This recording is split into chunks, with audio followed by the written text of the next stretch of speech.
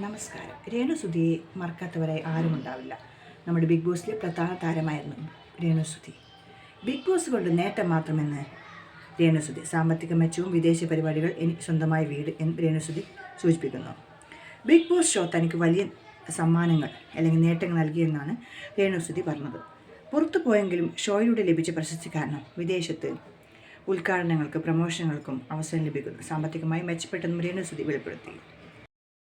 Indian television ചരിത്രത്തിലെ ഏറ്റവും വലിയ റിയാലിറ്റി ഷോയായ ബിഗ് ബോസിൻ്റെ സീസൺ 7 ആയിരുന്നു മലയാളത്തിൽ കഴിഞ്ഞത്.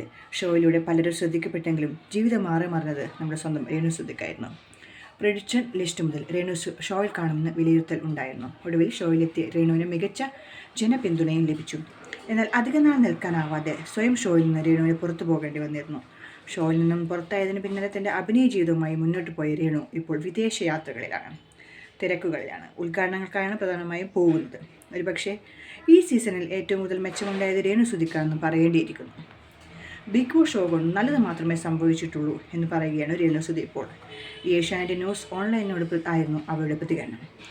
ബിഗ് ബോസ് വേദിയിൽ മോഹൻലാലിനൊപ്പം നിൽക്കാൻ കഴിഞ്ഞെന്നും തന്നെ ആ വീട്ടിൽ നിന്ന് കൈകൾ പിടിച്ചു കൊണ്ടുപോയത് അദ്ദേഹമാണെന്നും രേണുസുധി വെളിപ്പെടുത്തി. അദ്ദേഹത്തെ ഓർത്തെടുക്കുന്നതായും രേണുസുധി പറയുന്നു. അതൊക്കെ ഒരിക്കലും മറക്കാനാവാത്ത കാര്യമാണെന്നും അവർ പറയുന്നു. 35 ദിവസം വരെ ബിഗ് ബോസിൽ നിൽക്കുമെന്ന് ഞാൻ കരുതിയില്ല എന്നാണ് രേണുസുധിയുടെ നിഗമനം, വെളിപ്പെടുത്തൽ. ഇറങ്ങി വന്നതിൽ നിരാശയുമില്ല. കൃത്യസമയത്താണ് പുറത്തു ഇറങ്ങിയത്. ഇനി എന്നിരുന്നെങ്കിൽ മാനസികമായി പ്രശ്നമായി. എനിക്ക് മക്കളെ കാണാതിരിക്കാൻ കഴിയില്ല.